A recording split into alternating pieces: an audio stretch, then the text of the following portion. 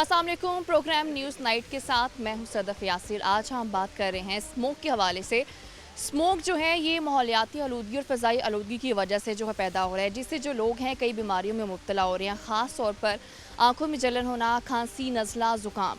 लेकिन इसके पीछे कई मुहरकात हो सकते हैं कि माहौलियाती आलूदगी बढ़ क्यों रही है। ख़ास तौर पर अगर देखा जाए, एक रिसर्च के मुताबिक 43% ट्रांसपोर्ट की वजह से और 20 से 10% फैक्ट्रियों का जो धुआं होता है उसकी वजह से हमारी जो हवा है वो ख़राब हो रही है, जिससे स्मोक का हमें सामना करना पड़ा है। 2006 से ये सिलसिला स्टार्ट हुआ था, लेकिन 2021 आने के बावजूद अभी तक हुकूमत कोई इक़दाम नहीं कर सकी है।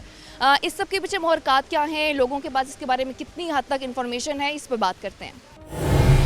तो अभी मेरे साथ कुछ लोग मौजूद हैं, उनसे बात करेंगे कि जिस कदर स्मोक बढ़ चुकी है, फ़िज़ा में आलूदगी बढ़ चुकी है, तो वो किस तरह से लोगों को इफ़ेक्ट करी है।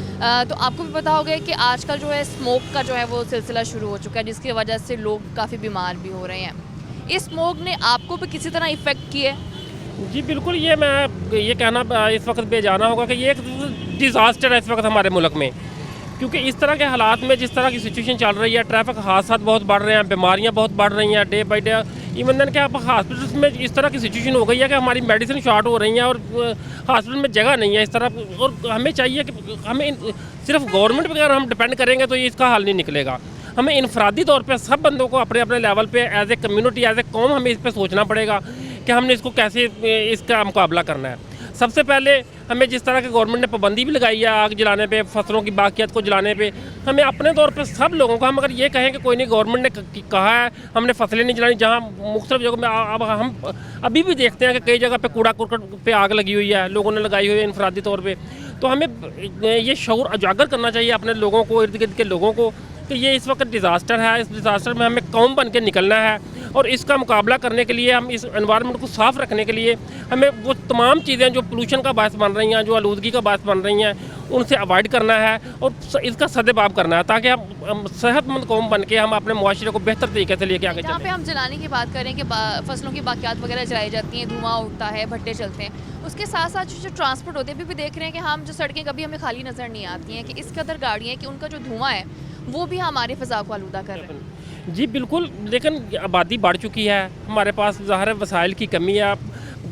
बेशक अब इसका यही हल है कि जैसे अब हमारा पेट्रोल है, हमें अच्छा फ्यूल इस्तेमाल करना है, पेट्रोल की मिलावट को रोकना है, हमें अपनी गाड़ियों को मेंटेन रखना है, ताकि अगर हम गाड़ी इस्तेमाल भी करते हैं तो वो ज़्यादा पोल्यूशन पैदा ना करे, उसका कम से कम धुआं हो। और हम कोशिश करें कि इन हालात में, इन दिनों में हम गाड़ियों को जितना कम से कम इस्तेमाल कर सकते हैं करें, क्योंकि ये इस तरह के जो हालात चल रहे हैं इन दिनों में, ख़ास तौर पर जिन दिनों में स्मोक का ज़्यादा मसला है, हमें बहसीयत कौम तमाम लोगों को चाहिए कि गैर ज़रूरी सफ़र से इज्तनाब करें, गैर ज़रूरी तौर पे गाड़ियों को लेकर निकलने से इज्तनाब करें। अगर एक अकेला बंदा जा रहा है तो वो कोशिश करे पब्लिक ट्रांसपोर्ट में चले जाए, अपनी गाड़ी को इस्तेमाल कम से कम करें, ताकि हम इस माहौल को बचा सकें, अपने कौम को, अपने बच्चों को, अपने लोगों को इस आलूदगी से बचा सकें।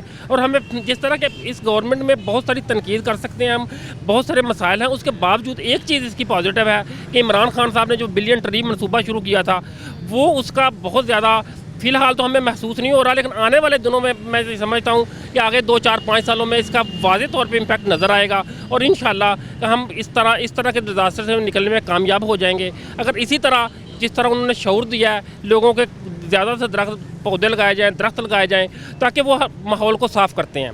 अगर हम अपने तौर पर बहसीयत कौम हर बंदा कोशिश करे कि अपने इर्द गिर्द गली महल्ले में को दरख्त लगाए, जहाँ तक को बंदा कोशिश कर सकता है। और ख़ास तौर पर चूँकि फैसलाबाद एक इंडस्ट्रियल सिटी है, यहाँ इंडस्ट्री बहुत ज़्यादा है, ये हमारे इर्द गिर्द 2-3 इंडस्ट्रियल स्टेट्स भी मौजूद हैं।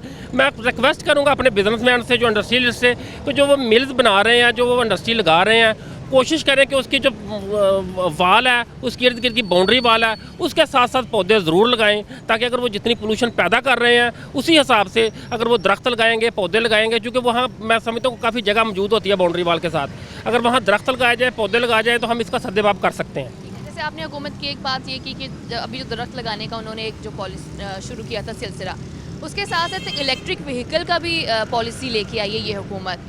अभी तक वो इम्प्लीमेंट तो हुई नहीं, लेकिन अगर आने वाले दिनों में अगर ये इम्प्लीमेंट हो जाता है कि गाड़ियों का वो जो धुआं उठता था शायद वो उठना बंद हो जाएगा, वाकई क्या पॉलिसी ये काम कर सकेगी इस हुकूमत की? जी बेशक, क्यों नहीं। ज़ाहिर प्लान तो करना चाहिए ना, ये गवर्नमेंट की पॉजिटिव वे है कि वो और इसको सोच तो रहे हैं इस बारे में कि माहौल को साफ़ करना चाहिए। उसके बारे में जो भी कोशिश कर रहे हैं वो कर रहे हैं और वो होनी भी चाहिए। वो इमरान खान साहब ने पिछले दिनों में यही भी कहा है तमाम अपना ऑयल रिफाइनरीज़ को भी कि अपना ऑयल को यूरो 2 पे लेके जाएँ, यूरो 4 पे लेके जाएँ, ऑयल की क्वालिटी को बेहतर करें ताकि उस ऑयल को इस्तेमाल करने से हमारी आलूदगी पोल्यूशन कम से कम हो। इस तरह फैसलाबाद में ये समझता हूँ और मैं इस हुकूमत से ये इल्तिजा भी करूँगा कि फैसलाबाद में पब्लिक ट्रांसपोर्ट का बहुत बड़ा मसला है। यहाँ अर्बन ट्रांसपोर्ट ना होने के बराबर है, बड़ी ट्रांसपोर्ट ना होने के बराबर है। ये छोटे छोटे चिंगची रक्शास, चूँकि ये इनका लोड बहुत ज़्यादा है, इनसे ट्रैफिक का रश भी बढ़ रहा है और पोल्यूशन भी बढ़ रही है। और मैं इल्तिजा करूँगा इस गवर्नमेंट से कि फैसलाबाद में, चूँकि ये पंजाब का दूसरा बड़ा शहर है, इसके लिए पब्लिक ट्रांसपोर्ट के लिए, अच्छी ट्रांसपोर्ट के लिए लाजमी सोचा जाए। और मैं अपने MP MNA हज़रात जो फैसलाबाद से मेम्बरान असम्बली हैं जिन्होंने इतना बड़ा मैंडेट लिया फैसलाबाद से, उनसे भी गुजारिश करूँगा कि इसके बारे में वज़ीर आला पंजाब तक ये बात पहुँचाएँ और फैसलाबाद के लिए अर्बन ट्रांसपोर्ट के लिए वो अच्छा पैकेज लेके आएँ। बिल्कुल ऐसी ही है कि हर चीज़ को बेहतर करने के लिए उसके लिए इकदाम करना ज़रूरी है। तो आप मुझे बताएं, आपको नज़र आ रहा है कि हुकूमत स्मोक को कंट्रोल करने के लिए, जो कई बीमारियों का बाइस बन रही है, उसको कंट्रोल करने के लिए कोई इकदाम कर रही है हुकूमत? वो तो मैडम काफ़ी कोशिश कर रहे हैं और जो बात उन्होंने की है भाई साहब ने वो भी ठीक है, हम तो उनके साथ एग्री करते हैं। क्या खुद एहतियात करें? जी ये ज़्यादा बेहतर है ना कि लोग खुद भी एहतियात करें और अपनी गवर्नमेंट से ताउन करें ताकि उनके गवर्नमेंट को भी तो चाहिए ना कि एक जगह पे आप कोई ऐसी कंपेन भी शुरू करें ताकि देखिए अगर कोई इकदाम आप नहीं कर रहे होते हैं तो लोगों को कम से कम अवेयर किया जाए कि ये अगर मसला आपके लिए आने वाला है तो उसमें एहतियात कैसे की जा सकती है। जारी बात है, उनको चाहिए ना कि लोगों के पास जाएँ, 2-4 टीमें बने, उनको मतलब इस बारे समझा दें कि ऐसे एहतियात करनी है, लोग भी ताउन करेंगे इस तरह। फिर ये एहतियात भी ज़रूरी है। तो आप मुझे बताएं कि स्मोक से किस हद तक अवेयर हैं आप? अगर हम गवर्नमेंट लेवल की बात करें कि आपको अवेयरनेस कैंपेन्स नज़र आती हैं इस हवाले से? नहीं मैम, स्मोक तो आजकल बहुत ज़्यादा है मीन के उस हवाले से, लेकिन हम तो अपनी दुकान वगैरह में मास्क वगैरह यूज़ करते हैं। ठीक है, जो कस्टमर आता है उसको भी हम कहते हैं कि मास्क के बिना ना अंदर एंटर हो, तो हम तो यही कोशिश करते हैं ज़्यादा से ज़्यादा कि मास्क लगाया जाए। अभी तक स्मोक से आप किसी किस्म का कोई इफेक्ट तो नहीं हुए? नहीं, अल्लाह का शुक्र अभी तक तो हमें कोई नहीं है, लेकिन ये आसपास लोगों को देखा आपने इफेक्ट होते? ज़ाहिर है जो कस्टमर आके अगर खांसी वगैरह ज़रा करें तो हम उनको ज़रा कहते हैं कि मास्क आप यूज़ करें। वैसे अल्लाह का शुक्र अभी तक ठीक है। तो आपको लगता है कि लोग अवेयर हैं इस चीज़ से? जी लग रहा है, लेकिन ये सुनने में आ रहा है कि कराची में ये बीमारी बहुत ज़्यादा फैल चुकी है। कराची में या लाहौर में? लाहौर में, कि पता नहीं कराची में सुनना। हाँ, लाहौर में स्मोक की जो सूरत हाल है वो ज़्यादा संगीन है। जी मैम, इसी तरह बिल्कुल। ठीक है, तो आपको लगता है कि आलूदगी पर कंट्रोल किस तरह से किया जा सकता है? कि अभी भी हम देख सकते हैं जिस कदर ट्रैफिक है, धुआं जगह जगह, हमें और सांस लेना भी इनफैक्ट मुश्किल हो जाता है। तो आपको लगता है कि इस चीज़ को हम कंट्रोल कैसे कर सकते हैं? इसको मैम ऐसे ही है कि हर बंदा मास्क का यूज़ करे, यही है इसका हल, और तो इसका कोई हल हो नहीं सकता पाकिस्तान में, क्योंकि हम खुद भी अभी भी आए हैं बाहर से, यही हिसाब है कि धुआं वगैरह ज़्यादा होता है, लेकिन यही है कि हम खुद मास्क यूज़ करते हैं। जितनी दफ़ा बंदा बाहर जाए उतनी दफ़ा मास्क यूज़ करे, बस यही है। स्मोक का सिलसिला ना बहुत सालों पहले स्टार्ट हो गया था। कभी आपने देखा, कभी खुद देखा हो कि जो गवर्नमेंट लेवल पे, हम सिर्फ इस हुकूमत को तनकीद का निशाना नहीं बना सकते, ओवरऑल बात करेंगे कि जो पहले भी हुकूमतें थीं उन्होंने क्या इसको कंट्रोल करने के लिए आपने कभी देखा कि कोई इकदाम किए हों? नहीं मैम, ये पहले तो कभी इस बारे में नहीं सुना है। जब से इमरान खान साहब आए हैं तब से इस चीज़ पे कंट्रोल हो रहा है। ठीक है, पहले आपको पता है लॉकडाउन लगा रहा है काफ़ी देर, सिर्फ कोरोना की वजह से ही, लेकिन पहले किसी हुकूमत से हमने नहीं सुना। ये अभी इस बीमारी का ज़्यादा सुनने में बता रहा। ठीक है, आप मुझे बताएं कि क्या लगता है कि स्मोक पर कंट्रोल कैसे किया जा सकता है और हम जो आम इंसान हैं वो किस हद तक इफ़ेक्ट हो रहे हैं इससे? बिल्कुल जी, मैं तो सबसे पहले मैं ये कहना चाहूँगा कि जो अभी ईसान भाई ने बात की है ना, हम अपनी गाड़ियों की पोल्यूशन को कम करेंगे तो इससे हमें काफ़ी हद तक जो है ना वो कंट्रोल पाया जा सकता है। ठीक है, और इससे जो पैदा होने वाली बीमारियां हैं उनसे भी बचा जा सकता है। मैं तो ये कहना चाहूँगा। इलेक्ट्रिक व्हीकल की बात करें तो आपको क्या लगता है कि इलेक्ट्रिक व्हीकल किस हद तक हमें मौसर साबित होंगी अगर वो आ जाए तो? बिल्कुल उनको आना चाहिए। उससे ये होगा कि जो लोगों में बीमारियां बढ़ रही हैं पोल्यूशन की वजह से, वो उसमें कमी आएगी, बहुत बेहतर हो गए हालात। ठीक है ना, ये पेट्रोल जो आजकल जो खालस नहीं मिल रहा तो खुद ब खुद ये ठीक होंगे। जो लोग ये गलत इस्तेमाल कर रहे हैं, गलत दे रहे हैं अवाम को, जब इलेक्ट्रिक आ जाएंगे तो हर चीज़ ठीक। कुछ असरात इसके मौसम पे भी समझते हैं कि जैसे अभी आपको भी पता दिसंबर स्टार्ट हो चुका है लेकिन अभी तक हमें वो एक ठंड वाली फीलिंग नहीं आ रही है, तो इस पोल्यूशन को हम इस चीज़ से रिलेट कर सकते हैं? बिल्कुल हम कर सकते हैं, डेफिनेटली। देखें, जब हमारा मौसम ही ठीक नहीं होगा, वेदर ही ठीक नहीं होना, पोल्यूशन की वजह से इतने बुरे हालात होने हैं, तो इससे किसी भी चीज़ की अच्छाई की तवक्को कर ही नहीं सकते हम। इस वजह से इलेक्ट्रिक व्हीकल को आना चाहिए ताकि हमारा वेदर भी ठीक हो, सेहत ठीक हो, हर चीज़ अच्छी हो। सेम सवाल मैं आपसे भी करूंगी कि ये जो इन्वायरमेंटल चेंज को हम इसे रिलेट कर सकते हैं कि एक तो स्मोक का प्रॉब्लम है, दूसरा ये कि फ़ज़ाई आलूदगी, माहौलियाती आलूदगी इस कदर बढ़ चुकी है कि अब हमें दिसंबर में भी एक ठंड देखने को नहीं मिलती। क्या हम इसे रिलेट करें तो गलत तो नहीं है? जी बिल्कुल, पिछले 5-7 सालों से अगर आप देखें तो सर्दी का मौसम सिकुड़ रहा है और गर्मी बढ़ रही है डे बाय डे। जैसे हम देखते थे कि पहले दिसंबर में शदीद सर्दी का मौसम होता था, अब दिसंबर आज स्टार्ट हो गया है, लेकिन अभी तक भी आप देखें तो अब आपने भी कोई गर्म के इस तरह का कोई जर्सी स्वेटर कोई नहीं पहना हुआ। तो इस तरह दिसंबर के हम देख रहे हैं कि मौसम की तब्दीली के असरात बढ़ रहे हैं डे बाई डे, गर्मी बढ़ रही है। क्योंकि जो सर्दी जो है वो इतनी 3-4 माह 5 माह तक सर्दी का मौसम होता था, जो अब सिकुड़ के 1-1.5 माह तक रह तो गया। आने वाले दिनों में मुझे तो ये लगता है कि 1.5 माह से भी 1 माह में या आधे महीने में भी कह सकते हैं। डेफिनेटली अगर हमने इसका मुकाबला ना किया, अगर इसका सदेबाब ना किया गया तो जो हालात है वो यही नज़र आ रहे हैं कि सर्दी सिकुड़ रही है और गर्मी डे बाई डे बढ़ रही है। और इस तरह का जो मौसमी ज़ाहिर है जो पोल्यूशन बढ़ रही है, जैसे जैसे गाड़ियों का धुआं, इंडस्ट्री का धुआं और ये भट्ठों वगैरह का धुआं, तो ये मौसम को तब्दीली में बड़ा इफेक्टिव हो रहे हैं।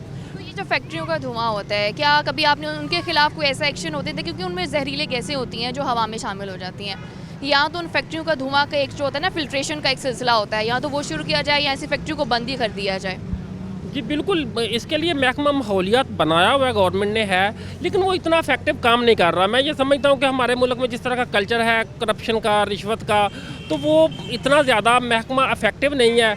ज़ाहिर आप देखें ना, इंडस्ट्रियल स्टेट्स भी बनी हुई हैं, फिर भी इन गली मोहल्लों में अब आप देखें तो छोटी छोटी इंडस्ट्रीज़ लगी हुई हैं और वो बहुत ज़्यादा पोल्यूशन पैदा कर रही हैं। उनको पूछने वाला कोई नहीं है। गवर्नमेंट ने अभी इस पर इतनी सख्ती से इक़दाम नहीं किए कि अगर इंडस्ट्रियल स्टेट शहरों के बाहर बना दी गई हैं तो इन लोगों को वहाँ बाहर शिफ्ट किया जाए, ताकि जो आबादी बढ़ रही है, जैसे जैसे इतना बड़ा आबादी वाला शहर है, इसमें अगर इतनी ज़्यादा इंडस्ट्री गली मोहल्लों में काम कर रही है जो पोल्यूशन का बायस बन रही है, तो कम से कम जब इंडस्ट्रियल स्टेट्स बना दी हैं आपने, जब शहर के बाहर इतनी बड़ी बड़ी इंडस्ट्रियल स्टेट फैसलाबाद के इर्द गिर्द बनी हुई, तो मेरा ख्याल है कि इन सारी फैक्ट्रियों को शहर के अंदर इंडस्ट्री लगी हुई है, इनको वहाँ शिफ्ट होना चाहिए। ठीक है, किसी न किसी हद तक ये फैक्ट्री भी है कि जो फैक्ट्रीज़ वगैरह हैं उनकी वजह से ये प्रॉब्लम क्रिएट होता है, क्योंकि उनका जो धुआं है वो फ़ज़ा में शामिल होता है और फ़ज़ा जो होती है आलूदा होती है और बीमारियाँ पैदा करती है। अभी वक्त है ब्रेक का, साथ रहिए।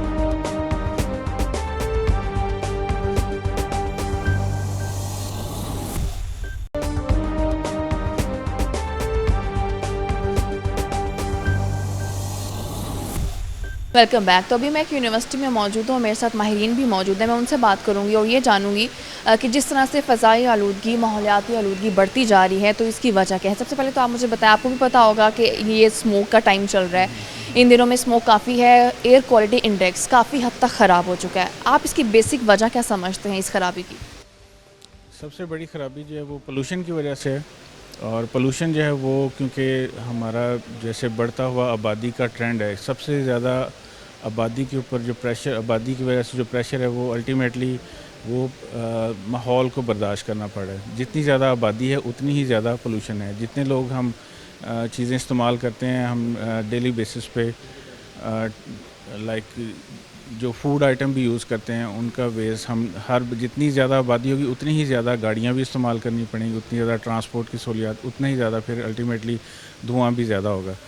तो इसका ये एक मेजर प्रॉब्लम है। उसके अलावा हमारी जो इंडस्ट्री है उसको रेगुलेट करने की ज़रूरत है कि वो लोग, उनके लिए रिकमेंडेड फ़िल्टर्स हैं कि वो धुआं हवा में जाने से पहले साफ़ हो। तो वो इंडस्ट्री जो है उनके फ़िल्टर्स चेक करने की ज़रूरत है कि क्या वो रिकमेंडेड फ़िल्टर्स जो है इस्तेमाल कर रहे हैं या नहीं कर रहे। इसमें हमारा जो महकमा माहौलियात है उनको स्ट्रिक्ट एक्शन लेना पड़ेगा, ख़ास तौर पे इस मौसम में। और उसके अलावा जो एक मेजर वजह है वो ये है कि जो ईंटों के भट्टे हैं वहाँ पे सस्ता फ्यूल यूज़ किया जाता है। उसमें चप्पलें जो हैं वो रबड़ की चप्पलें, और उसमें जो आजकल जो सबसे सस्ता फ्यूल यूज़ किया जा रहा है वो पुराने टायर्स और जो लंडे के कपड़े होते हैं वो यूज़ किए जा रहे हैं, जो बहुत ज़्यादा पोल्यूशन कॉज कर रहे हैं। उससे उनको हीट एनर्जी तो ज़्यादा मिलती है लेकिन पोल्यूशन जो है वो बहुत ज़्यादा। कौन ये जो फसलों को की जो बाकियात है उनको जलाना भी कंसीडर कर सकते हैं?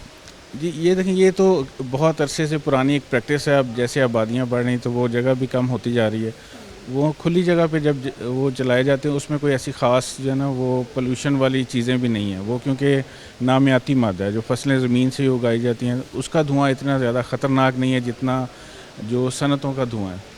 तो इसलिए जो ख़तरनाक धुआं है वो ज़्यादा नुकसानदेह है, क्योंकि इंडस्ट्री में केमिकल्स यूज़ होते हैं, खेतों में इतने ज़्यादा केमिकल यूज़ नहीं होते।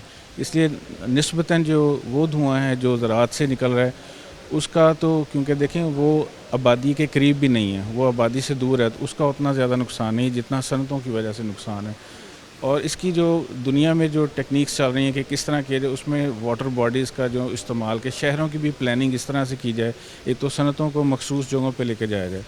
फिर उसमें जैसे भट्टों के लिए ज़रूरी है कि उनके भट्ट जहाँ पे एक ईंटों का भट्टा है वहाँ पे उसकी सराउंडिंग में काफ़ी ज़्यादा उनको ट्रीज़ लगाने की ज़रूरत है। कि जितने ज़्यादा ट्रीज़ होंगे पोल्यूशन जो है वो आपको पता है कि ये दरख्त जो हैं ये पोल्यूशन को रोकते हैं। आजकल आप किसी भी दरख्त के पत्तों को हाथ लगाएं तो आपके हाथ पे डस्ट के पार्टिकल्स जो है ना आपको महसूस होंगे कि इन दरख्तों ने कितना ज़्यादा डस्ट को रोका हुआ है।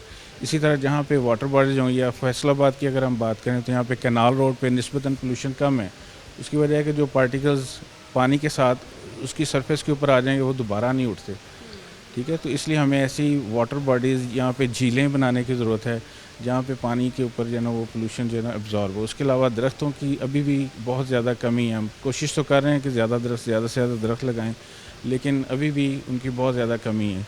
जितने ज़्यादा दरख्त होंगे उतनी हवा जो है वो साफ़ होगी।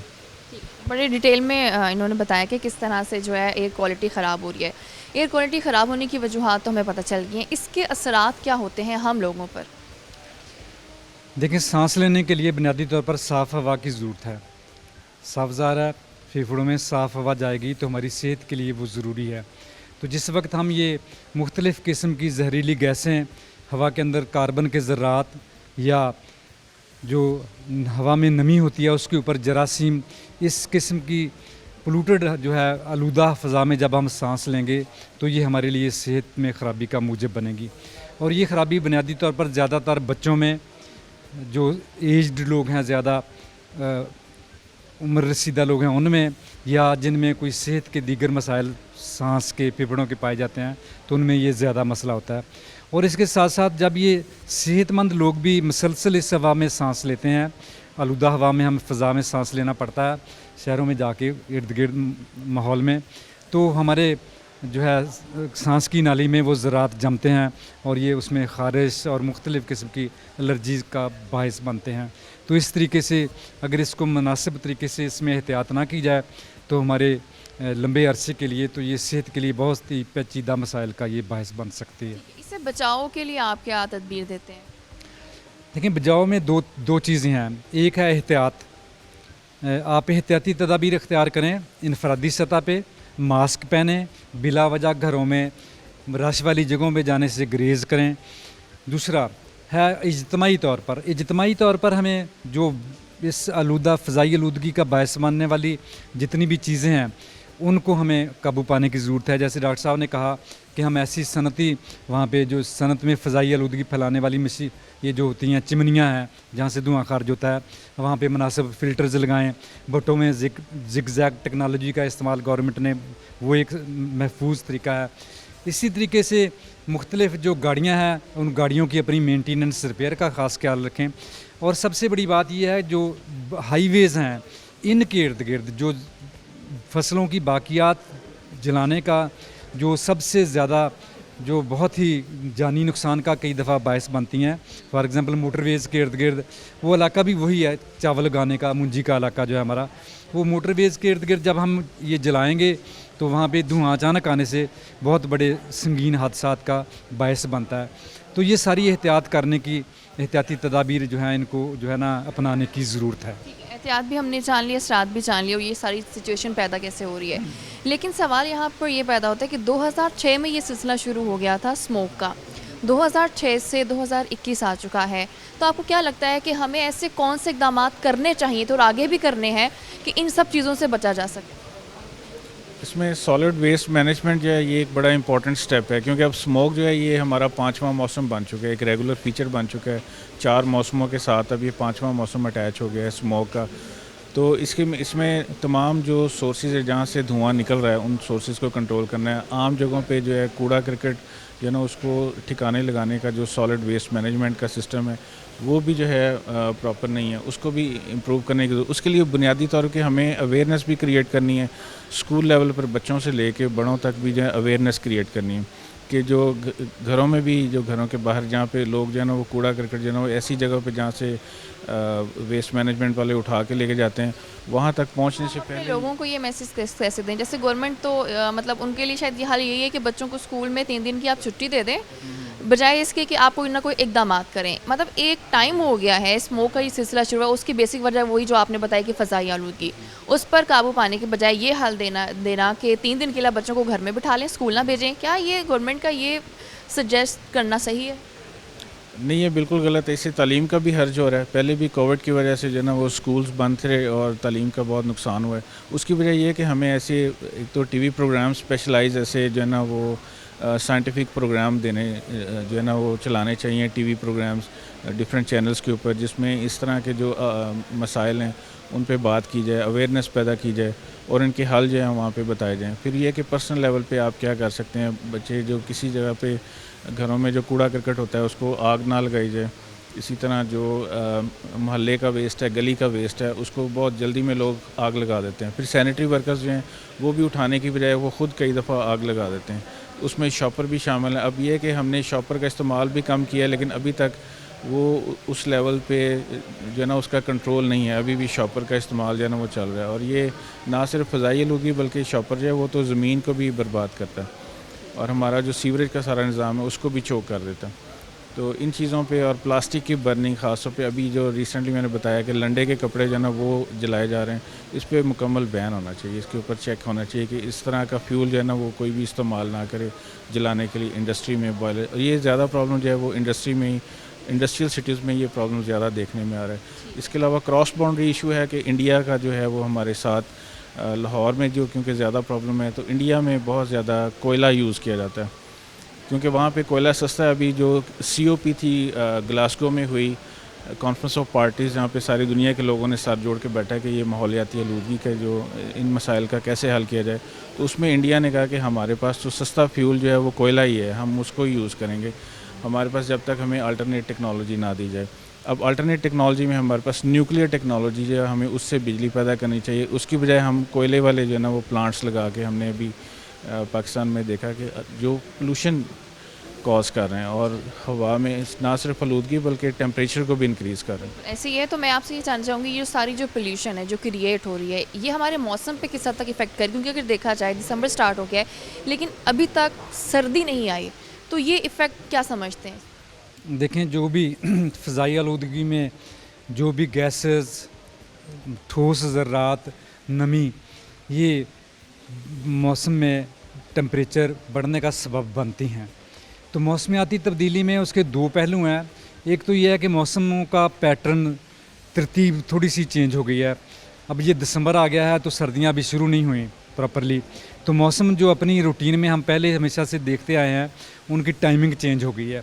दूसरी जो मौसमियाती इवेंट्स हैं उनमें उनकी शिद्दत में इजाफा हो गया है। जब सर्दियां पड़ती हैं तो बहुत ज़्यादा शदीद सर्दी पड़ती है, लेकिन वो कुछ दिनों के लिए होती है। सर्दी का मौसम समट के थोड़े अरसे पे आ गया है, लेकिन सर्दी की शिद्दत उन चंद दिनों में बहुत ज़्यादा शदीद होती है। इसी तरीके से गर्मियां हैं, गर्मियों की भी शिद्दत में यही उसमें इजाफा देखने में आया है। तो जो स्मोग या मौसमियाती जो फ़ज़ाई आलूदगी है, ये सर्दी के मौसम में जो ठंडी हवा नीचे आती है तो जो भी गैसेस आबो हवा फ़ज़ा में मौजूद होती हैं वो ठंड के साथ नीचे आ जाती हैं। तो बारिशें ना होने की वजह से पहले सर्दियों में लंबे अरसे के लिए 8-8 दिन, जिसे पंजाबी में कहते हैं झड़ी लग जाती थी, तो अब बारिशों का पैटर्न भी मौसमियाती तब्दीली की वजह से तब्दील हो गया।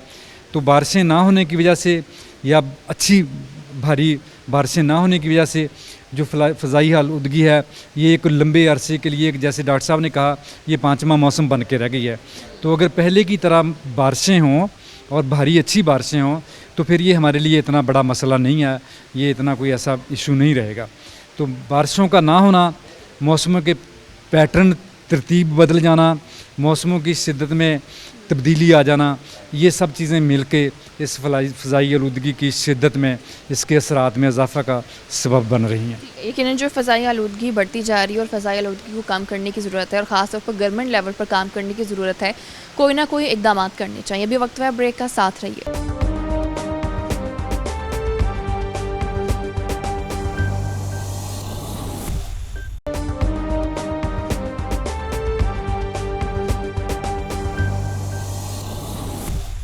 Welcome back. तो हम बात कर रहे हैं स्मोक के हवाले से, तो इन्वायरमेंटल डिपार्टमेंट से हमने बात करने की कोशिश की है, लेकिन वहाँ से हमें कोई मिला नहीं जो हमें इन्फॉर्मेशन दे सके।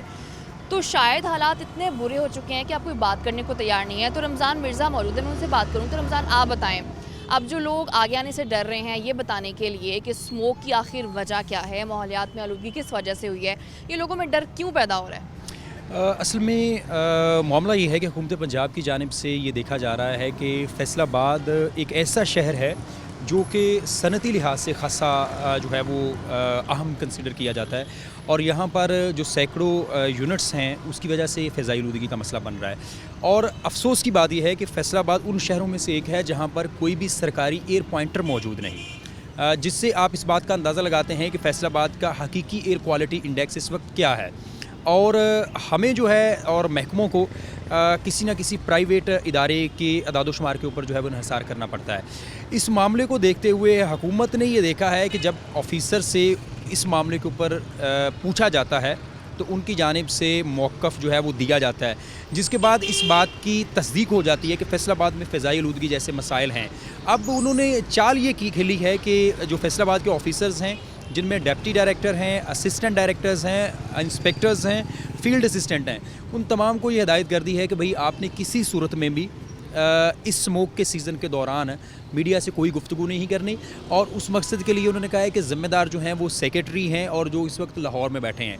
और अगर फैसलाबाद में अगर कोई भी मसला है तो अब सेक्रेटरी जो है वो लाहौर में बैठे हैं, उनसे ही रब्ता करना पड़ेगा, जो कि इस बात का मुँह बोलता सबूत है कि फैसलाबाद में इस वक्त जो फ़िज़ाई आलूदगी के मसाइल हैं वो ख़तरनाक हद तक जो है वो बढ़ चुके हैं।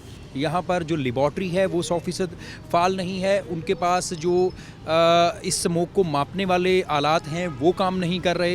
फैसलाबाद में नॉन ज़िगज़ैग भट्टे उसी तरह चल रहे हैं। मैं रमज़ान यहाँ पे रोकूंगी, यहाँ ये वाली डिटेल देने से पहले जो आपकी पहले बात थी उससे रिलेटेड एक मेरा क्वेश्चन ये है कि जो हमारे वज़ीर माहौलियात हैं उन्होंने क्या किया है कि उन लोगों के ख़िलाफ़ नोटिस लेना शुरू कर दिया है जो ये ख़बरें फैला रहे हैं कि जी स्मोक की वजह से हालात ख़राब हो रहे हैं या स्मोक बहुत ज़्यादा हो गई है।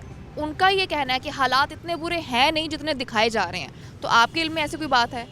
ये पहला साल नहीं है, 2017 से फैसलाबाद में स्मोक छाती है, और मैं समझता हूँ कि ये उन इदारों को जो कि इस बात के ऊपर प्रोपेगेंडा कर रहे हैं कि मीडिया जो है वो अफवाहें या झूठ फैला रहा है, उनके लिए एक चैलेंज है कि फैसलाबाद में मौजूद सनद देख लें और लाहौर में इसका कंपैरिजन कर लें। फैसलाबाद में अगर एक अंदाजे के मुताबिक 450 भट्टे मौजूद हैं और वो सारे के सारे फंक्शनल हैं। लाहौर में इतने भट्टे मौजूद नहीं हैं। फैसलाबाद में 16.5 लाख से ज़ायद गाड़ियाँ रजिस्टर्ड हैं। फैसलाबाद में 12 जो हैं वो स्टील या जिसे इंडस्ट्री फाउंड्री कहा जाता है वो मौजूद हैं। इसके अलावा फैसलाबाद में 551 बॉयलर्स मौजूद हैं जो कि लाहौर के मुकाबले में खासे ज़्यादा हैं। यही वजह है कि टेक्सटाइल सिटी इसे कहा जाता है, मैनचेस्टर ऑफ पाकिस्तान कहा जाता है, क्योंकि यहाँ पर सनत का पहिया जो है वो कदरे फैला हुआ है। लेकिन अफसोस की बात यह है कि यहाँ पर एयर पॉइंटर ना होना और उसके ऊपर इस बात पे प्रोपेगेंडा करना कि फैसलाबाद का माहौल इतना ख़राब नहीं है, ये मामला पहले दिन का नहीं है।